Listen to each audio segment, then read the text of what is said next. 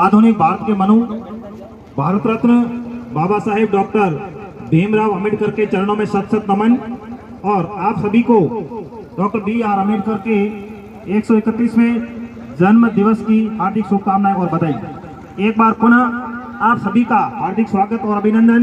मंच पर विराजमान समस्त अतिथिगण और सभी श्रोतागण और मातृ शक्ति, आज का यह जो बहुत ही शानदार भव्य कार्यक्रम का आयोजन बाखासर के अंदर किया गया है, बहुत ही शानदार कार्यक्रम। एक बार जोरदार तालियों के द्वारा आज के इस कार्यक्रम का स्वागत।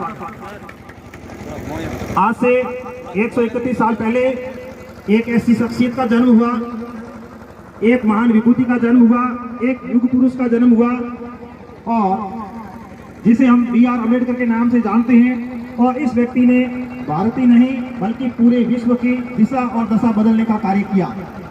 हम बात करें डॉक्टर B.R. अम्बेडकर की, तो उस समय क्या परिस्थिति रही होगी, हम सब इससे वाजिब है, हमें इसकी सब जानकारी है। सभी श्रोतागण इसके बारे में पहले बात कर चुके हैं। मैं आपको सिंपल सी बात बताना चाहूंगा कि डॉक्टर B.R. अम्बेडकर इतने महान कैसे बने, इतना साहस उनमें है, वो कहां से आया और कैसे आया। क्योंकि भारत के अंदर जो इम्पोर्टेंट काम हुए हैं वे सब बाबा साहब को सौंपे गए। इसमें सबसे पहले हम बात करते हैं कि भारत का संविधान निर्माण करना कोई मामूली बात नहीं थी।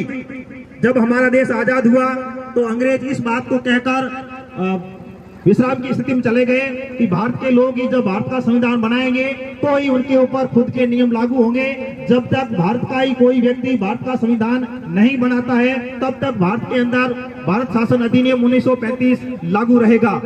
तो इस स्थिति में, इस कंडीशन में हमारे सामने ऐसा कोई विकल्प नहीं था, और हम यह अंदाजा लगा सकते हैं, यह कल्पना कर सकते हैं कि यह काम डॉक्टर B.R. अम्बेडकर को ही क्यों सौंपा गया।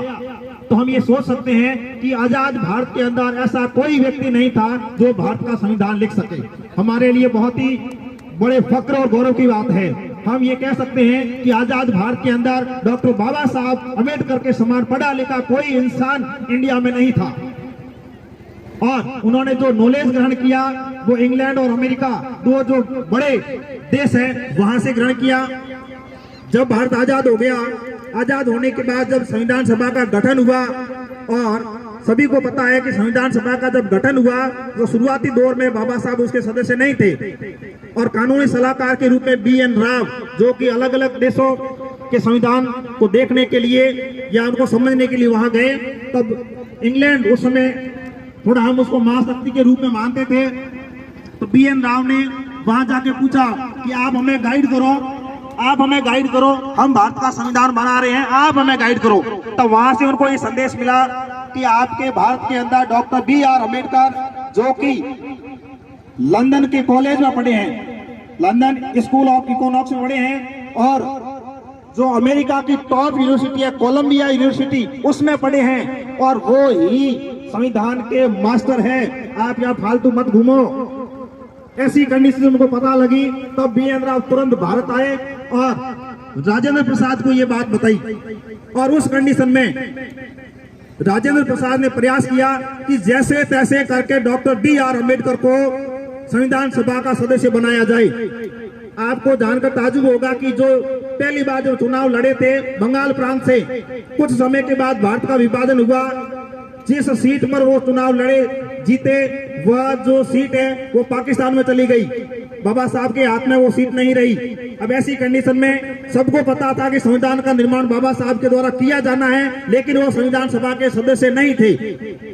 और इसी समय बॉम्बे के अंदर एक सीट खाली हो गई, किसी ने इस्तीफा दिया, तो जैसे तैसे करके उनको उस सीट से वो चुनाव लड़ाया, या हम ये कहें कि संविधान सभा का मेंबर बनाया गया, और बनाने के बाद उनको यह काम सौंपा गया।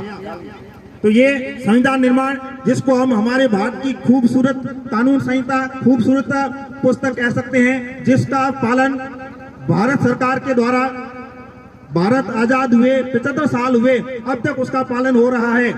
हमारे आसपास हम देख रहे हैं कि कई देश ऐसे हैं, वहां पर जब सत्ता परिवर्तन होता है तो खून के द्वारा होता है, किसी व्यक्ति का मर्डर कर दिया जाता है, इस कंडीशन में होता है। लेकिन हमारे भारत के इतिहास में कभी ऐसा नहीं हुआ। हर बार सत्ता का परिवर्तन दिल से किया जाता है और वोट के द्वारा या मत के द्वारा किया जाता है।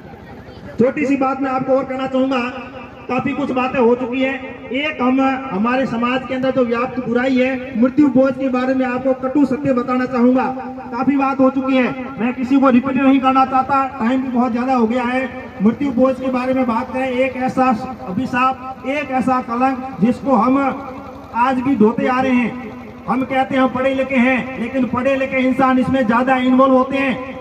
हमें, जैसे मैं आपको बता रहा हूं, मुझे खुद को शर्म आ रही है कि हमारे जैसे पढ़े लिखे लोग भी मृत्यु भोज, चलो कोई ये कि नहीं करेंगे, लेकिन उसमें शामिल हो रहे हैं, उसको बढ़ावा दे रहे हैं। और मृत्यु भोज में एक तरफ तो परिवार के लोग रो रहे हैं और दूसरी तरफ हम क्या कर रहे हैं, हलवा, सीरा, घी खाते हैं, अच्छा नहीं लगता।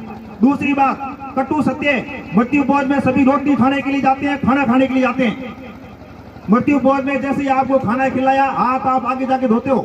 कई जगह आप देखना, यदि आपने कई मृत्यु भोज अटेंड किया है, जब तक आपको खाना नहीं खिलाया जाता है तब तक आप वहां बैठे रहते हो। जैसे ही आपको खाना खिलाया, हाथ भी आप आगे जाके धोगे।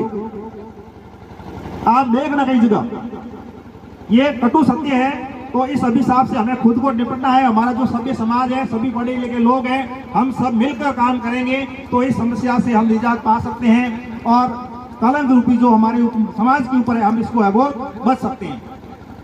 दुर्दशा होती है कई परिवारों की, कई लोगों की दुर्दशा होती है, हम इसे निपट सकते हैं। टाइम बहुत कम है, आपने बुलाया, मान सम्मान दिया, आप सभी का धन्यवाद। एक बार वैसे अमित जी धंधे बोल रहे थे, काफी कुछ बता दिया। अमित जी धंधे की तरह मैं भी आज पाखा सर पहली बार आया हूँ और मैंने पहली सभा अटेंड की, पहली बार देखा, बहुत ही बढ़िया लगा, बहुत ही शानदार लगा। आगे वाला कार्यक्रम इससे भी अच्छा होगा, ऐसी मुझे आशा ही नहीं बल्कि पूरा विश्वास है।